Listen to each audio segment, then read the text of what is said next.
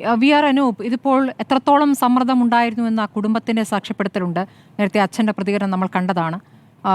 1700 ഫോമുകളെങ്കിലും ഈ 4 ദിവസത്തിനകം വീടുകളിൽ എത്തിക്കണം എന്നാണ് അവർക്ക് നൽകിയിരിക്കുന്ന നിർദ്ദേശം. ഫോമുകൾ എത്തിച്ചാൽ പോരല്ലോ, അത് ഫില്ല് ചെയ്ത് വാങ്ങിക്കണം. പല വീടുകളിലേക്കും പോകുമ്പോൾ ആ വീട്ടുകാർ ഉണ്ടാകില്ല. ഇനിയിപ്പോൾ വീട്ടുകാർ ഉണ്ടായാൽ തന്നെ എല്ലാവരും ഉണ്ടാകില്ല. വീണ്ടും വീണ്ടും അവിടേക്ക് പോകേണ്ടി വരിക, ഫോം വാങ്ങാൻ പോകേണ്ടി വരിക. ആ തരത്തിൽ പലതവണ കയറി ഇറങ്ങേണ്ട സാഹചര്യമാണ്. അപ്പോൾ ഈ പറയുന്ന ഒരു കണക്കിലേക്ക് അവർക്ക് എത്തിക്കാൻ പറ്റുന്നില്ല എന്നൊരു യാഥാർത്ഥ്യം അവിടെ നിൽക്കുന്നു.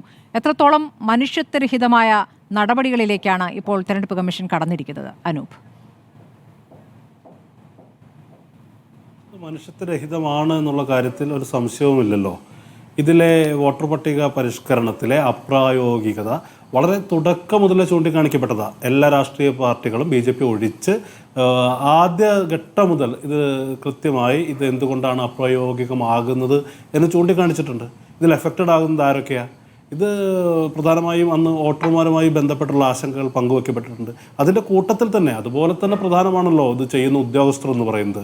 ഇതൊക്കെ ചെയ്യുന്നത് മനുഷ്യരാണല്ലോ, ഇവരൊന്നും യന്ത്രങ്ങളല്ലല്ലോ. പക്ഷേ ഇത്തരം ഈ പറയുന്ന ഒരു വലിയൊരു ഹിമാലയൻ ദൗത്യം വളരെ ചുരുങ്ങിയ സമയം കൊണ്ട് മനുഷ്യസാധ്യമല്ലാത്തൊരു കാര്യമാണ് ഇവരെ ഏൽപ്പിക്കുന്നത്. അത് മാത്രമല്ല, കേരളത്തിലെ സവിശേഷമായ സാഹചര്യം നേരത്തെ ചൂണ്ടിക്കാണിക്കപ്പെട്ടതുപോലെ തദ്ദേശ തെരഞ്ഞെടുപ്പ് നടക്കുകയാണ്.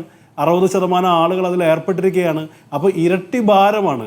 ഒരു മനുഷ്യന് സാധ്യമല്ലാത്ത കാര്യം ഒരു ഇരട്ട ഭാരം ഇവരെ ഏൽപ്പിച്ചിരിക്കുകയാണ്. അതിൻ്റെ അനിവാര്യമായ ദുരന്ത ഫലങ്ങളാണ് ഇപ്പോൾ അനുഭവിച്ചുകൊണ്ടിരിക്കുന്നത്. ഇത് രാഷ്ട്രീയ പാർട്ടികൾ ജനങ്ങളുമായി നേരിട്ട് ഇടപഴകുന്ന ആളുകൾ എന്നുള്ള നിലയ്ക്ക് നിരവധി തവണ ചൂണ്ടിക്കാണിച്ചതാണ്. പക്ഷേ തിരഞ്ഞെടുപ്പ് കമ്മീഷൻ അതിന് മുഖവിലക്കെടുത്തില്ല.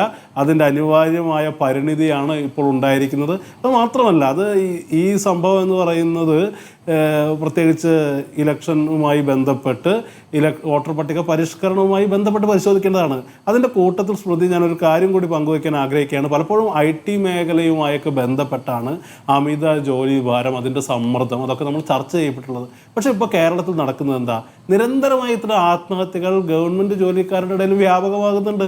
നവീൻ ബാബുവിൻ്റെ മരണം, അത് കണ്ണൂർ, അതിന് പ്രാദേശികമായ കാരണങ്ങളുണ്ടാകാം. അടുത്ത് തന്നെ ഈ പാലക്കാട് ജില്ലയിൽ ചെർപ്പുളശ്ശേരിയിൽ ഒരു SHO ആത്മഹത്യ ചെയ്തു. എന്തുകൊണ്ട് ഇങ്ങനെ സംഭവിക്കുന്നു എന്നതിനെക്കുറിച്ച് മുൻവിധികളില്ലാത്തൊരു പരിശോധന ആവശ്യമാണ്. അത് നമ്മുടെ സിസ്റ്റത്തിൻ്റെ കുഴപ്പമാണെന്നേ.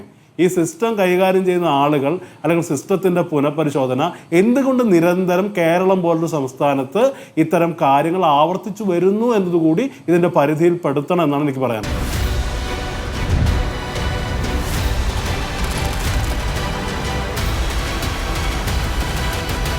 ഡിബേറ്റ് വിത്ത് സ്മൃതി പരുത്തിക്കാട്.